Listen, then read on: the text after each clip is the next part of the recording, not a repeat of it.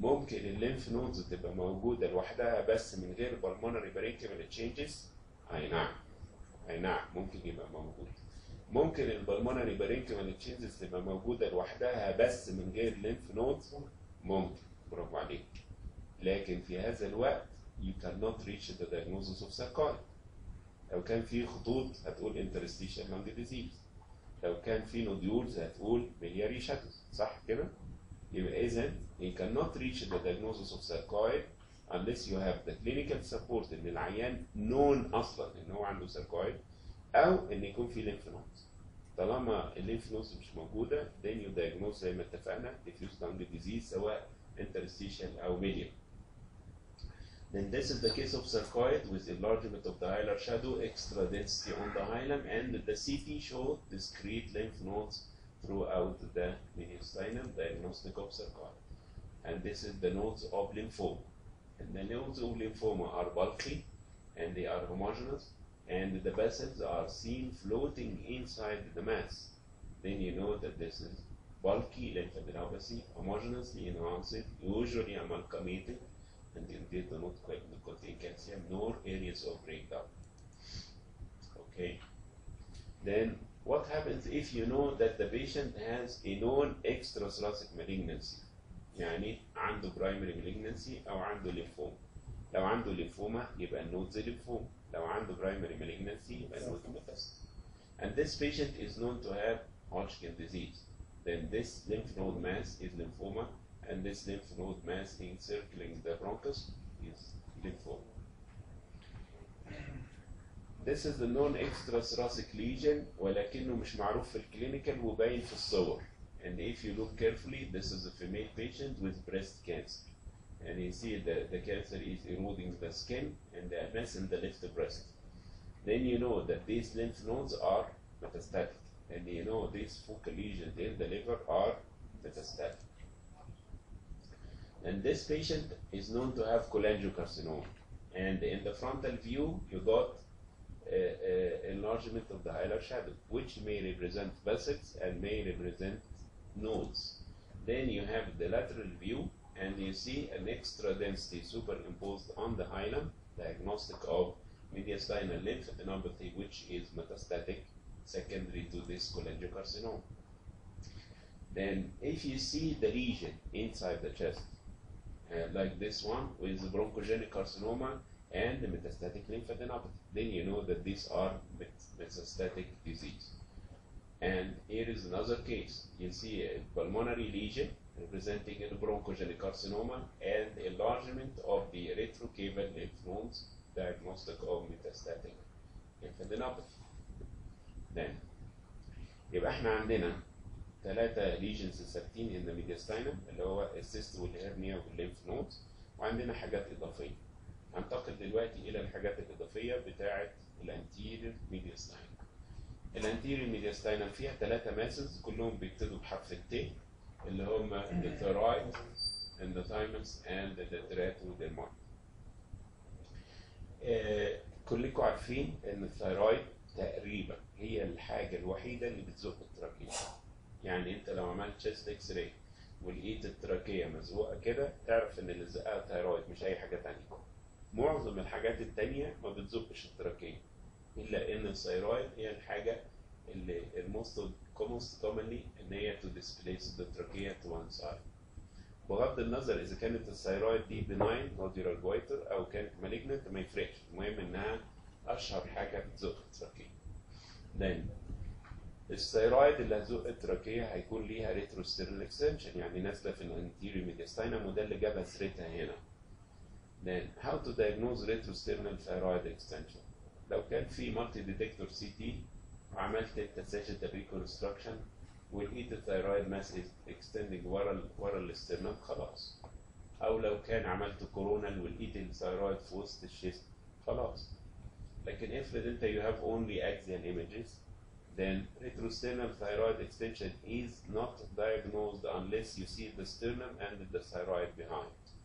And you see here, this is the left lobe which is normal, and this is the right lobe which is enlarged. And lower down you can see the sternum and you can see the thyroid mass وراء. الكرايتيريا of the thyroid mass مشهورة جدا إن هي لوحدها من غير صبغة بتبقى hyperdense and it frequently contains calcium. ولو أنت مشيت مع المقاطع لفوق then you reach the normal thyroid, the original thyroid. يعني ليها connection بال عشان كده هم كانوا دايما يقولوا لنا لما تبص في الشيست اكس راي وتلاقي التراكية مزقوقة تعرف إن دي ثايرويد. وكمان لما تحاول تشوف الأبر بوردر اوف ذا ليجن ما تعرفش تشوفه لأن this lesion is continuous in the neck. Then you cannot see the upper border of the lesion and you know that this is the retrosternal thyroid. Then this is the thyroid which is involved by nodular goiter, focal nodules, and this is the big lobe. When you cannot say that this is retrosternal unless you see the sternum and you can see the thyroid behind the sternum. Then you reach the diagnosis of this. And you remember that the thyroid has a hyperdensity due to the iodine content in the scans even before injection of contrast. And the retrosternal thyroid is continuous with the thyroid in the neck. And it has heterogeneous density and usually with calcium content. Then, in order to differentiate malignant thyroid from benign thyroid, you should have malignant criteria, which are invasion of the surrounding structures and metastatic lymphadenopathy. لكن لو كانت الثيرويد كبيرة إن شاء الله إحنا عندنا عيانين الثيرويد لحد الدايفرام عشان بس تبقى متخيل الموضوع. And they are بتشافوا كتير لأن طالما المريض ما بيشتكيش إلا شكوى تافهة قوي ما بيروحش يتعالج ولا حاجة. Then you see the thyroid down to the diaphragm. ده مش معناها إنها malignant مش بالحجم. لكن the malignant criteria are invasion of the surrounding and the metastatic lymphadenopathy. And this thyroid mass has invaded the larynx. And you can see the thyroid cartilage على الناحية دي سليم على الناحية دي is destroyed. And the mass has extended inside the laryngeal lumen denoting its malignant criteria. يبقى رقم واحد هو الثيرويد، رقم اثنين هو الثايمس. لما تتكلم على الثايمس بتحب تفرق ما بين الطفل والأدلت لأن normally the thymus is present in the pediatric age group. لو كان الطفل أقل من سنة then you see the thymus with convex lateral margins. لو كان الطفل أكتر من سنة then you will see the thymus with the characteristic sail configuration. Then you see this sail sign اللي هو زي قلع المركب يعني which is diagnostic of normal thymus in the pediatric age. And this is the normal thymus in the pediatric age group and in adults you cannot see the thymus. لحد كام سنة تشوف الثايمس في الأطفال؟ في خناق. آخر حاجة في سنتين وفي 8 وفي 18 انت اختار اللي يعجبك. نشوف السلو بلدكم هنا اللي امتحانات ازاي وقول الرقم. خلاص اوكي طيب and a mass in the region of the thymus تحتمل واحد من اثنين يا اما انها تكون ثايموما او انها تكون thymic lymphoma. الليمفوما can arise in the anterior mediastinum من الليمف نودز ومن الثايمس في نفس الوقت. يبقى اذا if you see a mass like this it may represent thymoma and may represent lymphoma. How to differentiate? Lymphoma is usually homogeneous. Lymphoma is usually encasing the vessels اللي هي the floating vessel sign. And the thymoma is usually heterogeneous because of the areas of necrosis and central breakdown.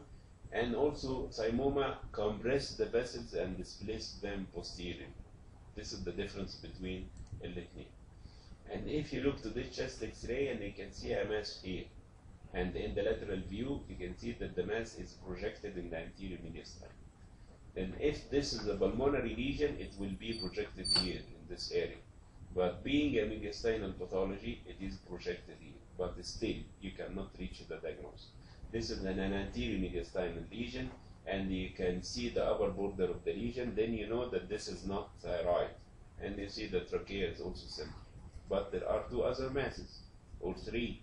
Maybe lymph nodes, maybe teratoma, maybe thymoma. Then you have the CT scan and you see that the mass is occupying the region of the thymus.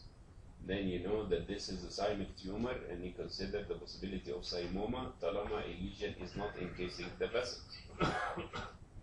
هيجي لنا وقت من الأوقات حد هيقول لك أنا I consider this mass pulmonary and I diagnose bronchogenic carcinoma. خلاص؟ أنا هنحتفظ بهذا الكلام لحد لما نوصل لقرب آخر المحاضرة. فلو احنا قلنا إن this is a mediastinal lesion, it will be located in the region of the thymus, which is classically anterior to the aorta ما بينها وما بين الستيرن. And this is a thymic tumor. In the frontal X-ray, you cannot predict for sure that this is a mediastinal pathology. ولكن في ال CT you see a mass which is located exactly in the midline and exactly in the site of the thymus, and it compresses the vessels, displacing them posteriorly. Then you know that this is most likely a thymoma. Then كان زمان في حاجة اسمها malignant thymoma وفي حاجات اسمها benign thymoma، لكن دلوقتي ما بقاش في كده، في حاجة اسمها thymoma وخلاص. ولو كانت الثيمومة دي is invading the adjacent structures بيسموها invasive thymoma.